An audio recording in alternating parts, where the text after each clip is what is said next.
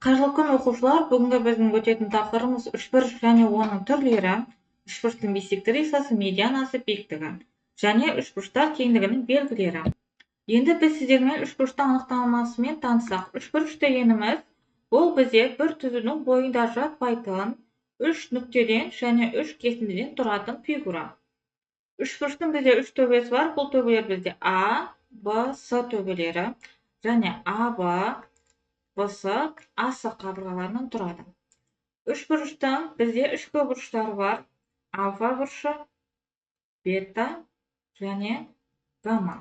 Үшбұрыштың ішкі бұрыштардың қосындысы әрқашан 180 градусқа тең.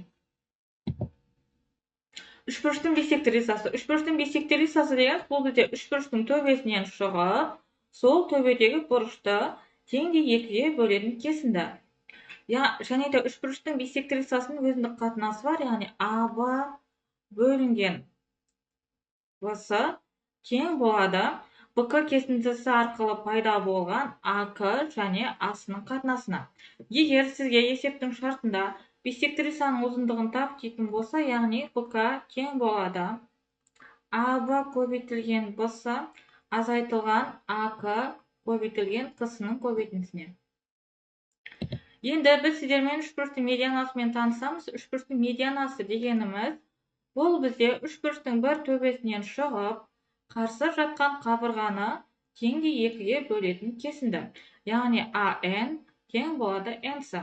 Егер сізге есептің шартында медиананың ұзындығын тап десе, яғни ПН медианасының ұзындығын тап десе, оның формасы бізде 2-ден 1 азайтылған 2 көбейтілген АБ-ның квадраты қосылған БС-ның квадраты азайтылған АС-ның квадраты. Үшбұрыштың биіктігі. Үшбұрыштың биіктігі дегеніміз бұл бізде үшбұрыштың төбесінен түсіп, қарсы жатқан қабырғаға перпендикуляр не болмаса 90 градус жасап түсетін кесінді. Яғни біз ПМ-да қарайтын болсақ, ол бізде әрқашан 90 градус жасап түседі. Жалпы біз биіктіктерді көбінесе фигуралардың ауданын табуда қолданамыз. Егер екі үшбұрышты беттестіргенде олардың сәйкес қабырғалары мен бұрыштары дәлме-дәл сәйкес келсе, онда бұл үшбұрыштар тең деп аталады. Үшбұрыштар теңдігінің дәлелдеудің бізде негізгі үш белгісі бар. Бірінші белгі бұл бізде қабырға бұрыш қабырға болып табылады. Яғни бізге екі үшбұрыш берілсін АБС және А1, Б1 және С1. Осы екі үшбұрыштың АБ қабырғасы мен А1, Б1 қабырғасы, БС қабырғасы мен Б1, С1 қабырғасы және Б бұрыштары мен Б1 бұрыштары тең. Енді біз бұны жаза кетсек, АБ тең болады А1, Б1, БС тең болады Б1, С1 және Б бұрышы тең болады Б1 бұрышымен. Бұл бізде үшбұрыштар теңдігінің бірінші белгісі. Үшбұрыштар теңдігінің екінші белгісі, егер бізде екі үшбұрыш берілсін АБС және А1, Б1, С1 үшбұрыштары, осы екі үшбұрыштың АБ қабырғасымен бізде А1, Б1 қабырғасы және Б бұрышы мен Б1 бұрышы, сонымен қатар бізде А бұрышы мен А1 бұрыштары тең. Үшбұрыштар теңдігінің екінші белгісі, егер бір үшбұрыштың АБС үшбұрышының дәл осыған ұқсас А1, Б1, С1 үшбұрышының барлық қабырғалары өзара тең болатын болса, онда біз бұл үшбұрыштары тең деп атаймыз. Яғни АБ қабырғасы мен А1, Б1 қабырғасы, БС қабырғасы мен Б1, С1 қабырғасы, АС қабырғасы мен А1, С1 қабырғалар бізде тең болады. Енді біз сіздермен үшбұрыштың түрлерімен танысамыз. Ең алдымен біз тең берлі үшбұрышпен таныссақ. Тең берлі үшбұрыш дегеніміз бұл бізде АБС үшбұрышының бүйір қабырғалары тең болатын үшбұрыш. Яғни менде АБ қабырғасы мен БС қабырғасы тең және осының табан бұрыштары тең болады. Тең қабырғалы үшбұрыш дегеніміз бұл бізде барлық қабырғалары мен бұрыштары өзара тең болатын бұрыштарды айтамыз.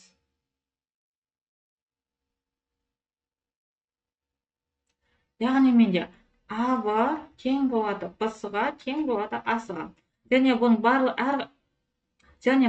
үшкі бұрыштары 60 градустан болады.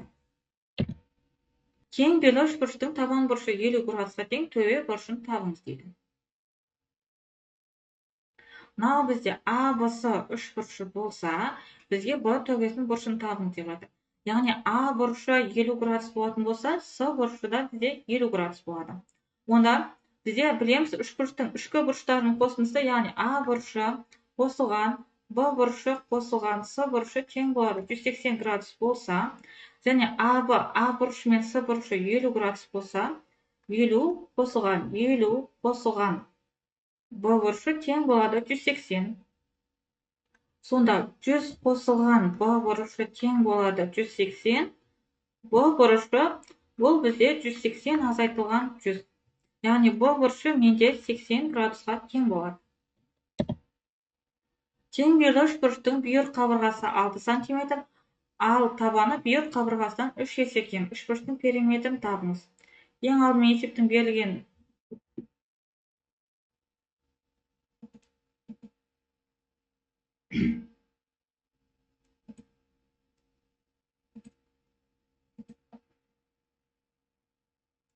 тең белі үшбұрыштың бүйір қабырғасы 6 см, табаны бүйір қабырғасынан 3 есе кем. Ең алдымен біз үшбұрышты салып алайық.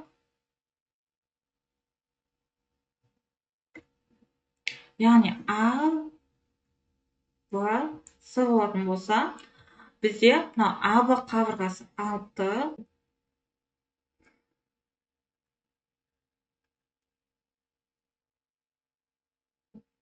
АБ қабырғасымен бізде БС қабырғасы тең, және олар 6 сантиметрден. Ал АС қабырғасы белгісіз, бірақ бұл бізде БС қабырғасының 3-тен 1-не тең. Енді бізден сұрап жатыр периметрін. Кез келген фигураның периметрін табу үшін біз олардың барлық қабырғаларын қосамыз. Шешуі ең алдымен мен БС қабырғасын тауып аламын, АС қабырғасын тауып аламын. АС тең болады 6 бөлінген 3 тең болады 2. Енді периметрін табу үшін мен 6 қосылған 2 тең болады 14 см. Яғни бұл есептің жауабы бізде үшбұрыштың периметрі 14 см-ге тең болады. А, Б, С үшбұрышында А төбесінен жүргізілген биссектрисасы Б, С қабырғасын Д нүктесінде қиып өтеді. Егер А, Б тең 6, А, С тең 9, Б, С тең 10 болатын болса, бұда және Д, С кесіндерін табыңыз. Ең алдымен үшбұрыш сызып аламыз. Енді А, Б, С.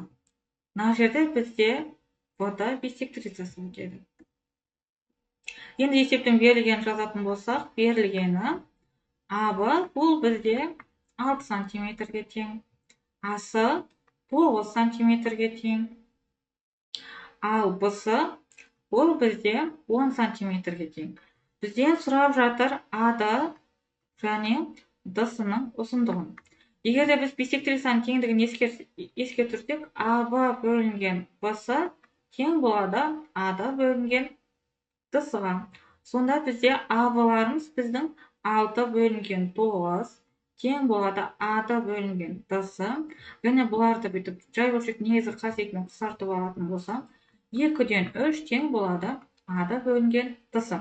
Мына екеуін бізде белгісіз, және біз білеміз АД мен ДС-ның қосындысы бұл менде А-сыны береді. Сол себепті мен бұлардың қатынасын 2х қосылған 3х тең болады 10 деп аламын. Сонда 5х тең болады 10, х тең 10 бөлінген 5, менің х-ым 2-ге тең болады. Осылайша біз А-дан тауып алсақ, А-да бұл бізде 2х-ға тең, яғни 2 көбейтілген 2 тең 4, ал ДС бұл бізде 2 көбейтілген 3-ке 6-ға тең. Оқушылар, енді біз сіздермен медиана жайлы соңғы есепті шығарамыз. Бізде есептің шарты бойынша үшбұрыш берілген, және оның қабырғалары менде А, Б, С деп. Менен сұрап жатыр осы С қабырғасына түсірілген медиана.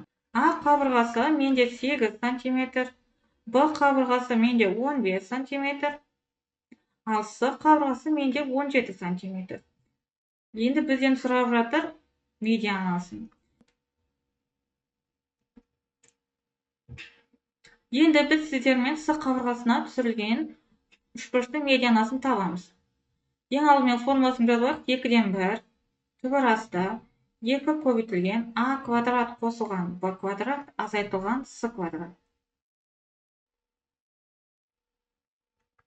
Эмсі тең болады түбір асты 2-ден 1 көбейтілген түбір асты 2 көбейтілген 8-дің квадраты қосылған 15-дің квадраты және азайтылған 17-ның квадраты.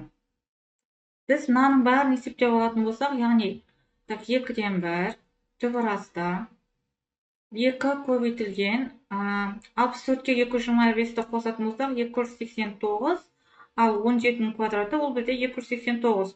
Осылайша біз түбір астынан 289 шығатынын байқаймыз. 289 түбір асты 289-дан бұл менде түбір асты 17 шығады. Яғни 2-ден 1 көбейтілген 17 бұл менде 8,15-ке. Осылайша біз С қабырғасы медианасының 8,15 сантиметрге тең екенін көрсеткіземіз. Назарларыңызға рахмет, сабақ аяқталды.